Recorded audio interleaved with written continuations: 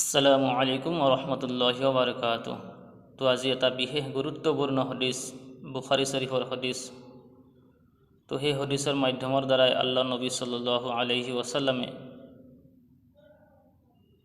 কি কৈছে তো সেই সম্পৰ্কে মই কোৱাৰ কাৰণে চেষ্টা কৰিম, যাতে আল্লাহ পাক সুবহানাহু ওয়া তাআলাই মোক সহি কোৱাৰ তৌফিক দান কৰে। তো হদিছটো বুখাৰী শৰীফৰ হদিছ হয়।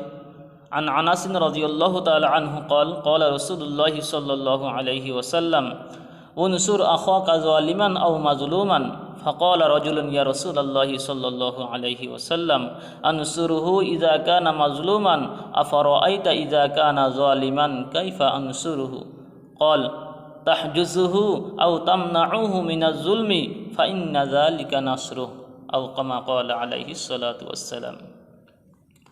তো এই হদিছটোৰ দ্বাৰাই বুজাব বিচাৰিছে যে জালিম আৰু মজলুম। তো জালিম কাক কোৱা হয় আৰু মজলুম কাক কোৱা হয়। ধৰি লওক সাপোজ এই দুয়োজন মানুহ, এজন মানুহ আৰু এজন মানুহ, দুয়োজন মানুহ। এই মানুহজনৰ ওপৰত জুলুম অত্যাচাৰ কৰিছে। এই মানুহজনে এইজন মানুহৰ ওপৰত জুলুম অত্যাচাৰ বিভিন্ন ধৰণৰ হাৰাশাস্তি কৰি থাকে। তো এইজন হৈছে জালিম, আৰু যাৰ ওপৰত জুলুম অত্যাচাৰ কৰা হৈ থাকে সেইজন হৈছে মজলুম। তো আল্লাহ নবী সাল্লাল্লাহু আলাইহি ওয়াসাল্লামে অন্য এটা হদিছত কৈছে যে মজলুমৰ বদদুৱাৰ পৰা সদায় বাচি থকাৰ চেষ্টা কৰিবা, কিয়নো মজলুমে যদি এবাৰ আল্লাহ তাবাৰক তাআলাৰ ওচৰত হাত উঠাই দোৱা কৰে তো গোটেই জিন্দগী ধ্বংস বৰবাদ হৈ যাব। তো মজলুমৰ দোৱা আল্লাহ তাবাৰক তাআলা কেতিয়াও ৰদ নকৰে, আল্লাহ কবুল কৰি লয়। তো আল্লাহ পাক সুবহানাহু ওয়া তাআলাই মোক আপোনালোক সকলোকে মজলুমৰ বদদুৱাৰ পৰাই হিফাজত কৰক, আমিন। তো যেটো মই হদিছ তেলাৱাত পঢ়িলোঁ তো এই হদিছটোৰ অৰ্থ হৈছে যে হযৰত আনাস ৰাদিয়াল্লাহু তাআলা আনহুৱে বৰ্ণনা কৰিছে যে ৰাসূলুল্লাহ সাল্লাল্লাহু আলাইহি ওয়াসাল্লামে ইৰশাদ কৰিছে যে নিজৰ মুছলমান ভাইক সৰ্ব অৱস্থাত সাহায্য কৰিবা, সহায় কৰিবা, লাগিলে তেওঁ জালিমেই হওক নাইবা মজলুমেই হওক। তো এজন সাহাবী প্ৰশ্ন কৰিলে, ইয়া ৰাসূলুল্লাহ, মজলুমী অৱস্থাততো মই তেওঁক সহায় কৰাৰ চেষ্টা কৰিম বা তেওঁক সহায় কৰিম যিমানখিনি সক্ষম অনুযায়ী মোৰ ব্যৱস্থা থাকে। তো মই এই কথাটো বুজি নাপালোঁ, আপুনি কৈ দিয়ক যে মজলুমক, যিজন মানুহে অন্য মানুহক অত্যাচাৰ কৰি থাকে, বিভিন্ন ধৰণৰ দুখ যন্ত্ৰণা দি থাকে, সেইজন জালিমক মই কেনেকৈ, কি হিচাপত, কি লাইনত, কি তৰিকাত মই তেওঁক সাহায্য কৰিম, সহায় কৰিম, এই কথাটো মই বুজি নাপালোঁ। তো তেতিয়া ৰাসূলুল্লাহ সাল্লাল্লাহু আলাইহি ওয়াসাল্লামে ক'লে যে তাক জুলুম কৰাৰ পৰা বাধা প্ৰদান কৰিবা, কিয়নো জালিমক জুলুমৰ পৰা বাধা প্ৰদান কৰাটোৱেই তাৰ সাহায্য হৈ যাব। তো জালিমক জুলুমৰ পৰা বাধা প্ৰদান কৰাটোৱে তেওঁৰ সাহায্য হৈ যাব।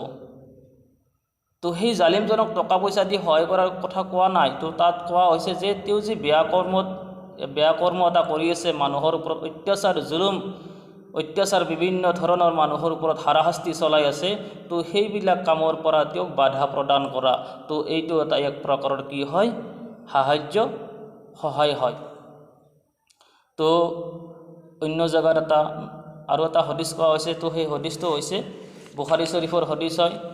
তো আন আবি মুসা রাদিয়াল্লাহু তাআলা আনহু قالوا يا رسول الله صلى الله عليه وسلم أي الإسلام أفضل قال من سلم المسلمون من لسانه ويده أو كما قال عليه الصلاة والسلام। হযরত আবু মুসা রাদিয়াল্লাহু তাআলা আনহুর পৰা বৰ্ণিত আছে যে সাহাবাই کرام ৰাদিয়াল্লাহু তাআলা আনহু আৰজ কৰিলে, ইয়া ৰাসূলুল্লাহ, ইছলামৰ ভিতৰত সকলোতকৈ উত্তম ব্যক্তি কোনজন হয়? তেতিয়া নবী কৰিম সাল্লাল্লাহু আলাইহি ওয়াসাল্লামে ইৰশাদ কৰিলে যে যিজন মুছলমানে নিজৰ জবান আৰু নিজৰ হাতৰ দ্বাৰাই অন্য মুছলমান ভাই মাহফুজ থাকে বা তাৰ দ্বাৰাই কোনো ধৰণৰ কষ্ট নাপায়, কোনো ধৰণৰ অসুবিধা নাপায়, তো তেনেকুৱা মুছলমান ব্যক্তি সকলোতকৈ উত্তম মুছলমান ব্যক্তিৰ ভিতৰত এজন উত্তম ব্যক্তি হয়।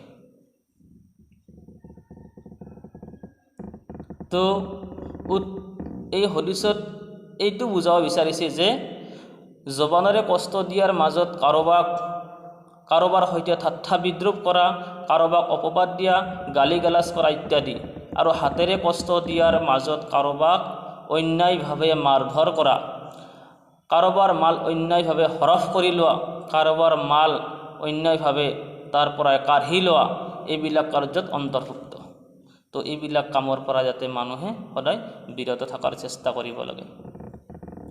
তো মেৰে মহতৰম দোস্ত আজি আমাৰ সমাজ ব্যৱস্থা কেনেকুৱা হ'ব লাগিছিল। তো আজি সমাজত কিমান ধৰণৰ মানুহ কেনেকুৱা কি কামত গুনাহত লিপ্ত হৈ ব্যস্ততাত সোমাই আছে। তো মনত ৰাখিব,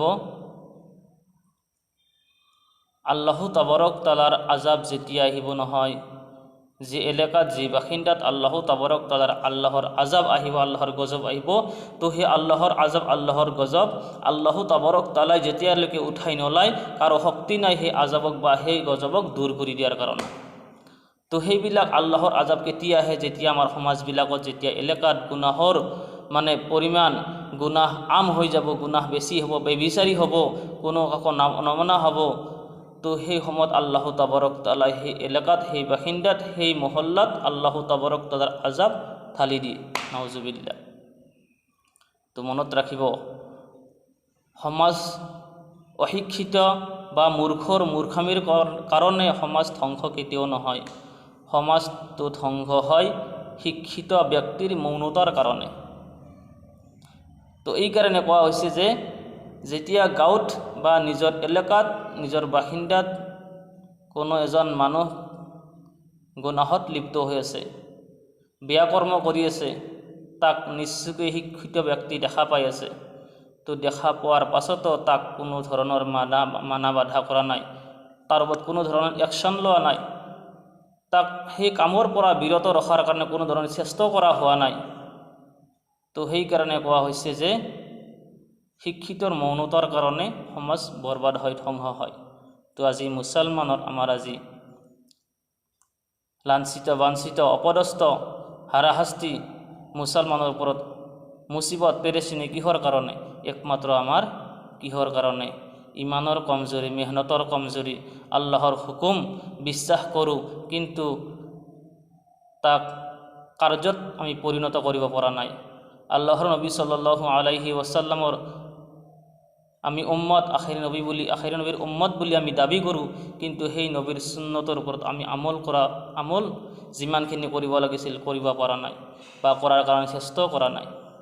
তো নবী কৰিম সাল্লাল্লাহু আলাইহি ওয়াসাল্লামে যিটো ৰাস্তা, যিটো পথ আমালোকক দেখুৱাই থৈ গৈছিল, তো সেই ৰাস্তাইদি আমি চলিব পৰা নাই বা চলাৰ কাৰণে চেষ্টা কৰা নাই। নবীৰ আদৰ্শ আজি মানি ল'ব পৰা নাই। তো যাৰ কাৰণে আজি আমি অপদস্থ, লাঞ্ছিত, বঞ্চিত, বিভিন্ন ধৰণৰ আমালোকৰ ওপৰত মুচিবত, পেৰেচিনি আহি আছে। তো সমাজৰ ওপৰত আজি মুছলমান সমাজ হালাকত ও বৰবাদীৰ পিনে কিয় ধাবিত হৈ গৈছে? একমাত্ৰ আমাৰ মেহনতৰ কমজোৰি আৰু ইমানৰ কমজোৰি। তো যা হক, আল্লাহ পাক সুবহানাহু ওয়া তাআলাই মোক আপোনালোকক আল্লাহৰ হুকুম মোতাবিক নবীৰ সিৰতৰ ওপৰত চলাৰ তৌফিক দান কৰক, আমিন। ওয়া আখিৰ দাৱানা আলহামদুলিল্লাহি ৰাব্বিল আলামিন।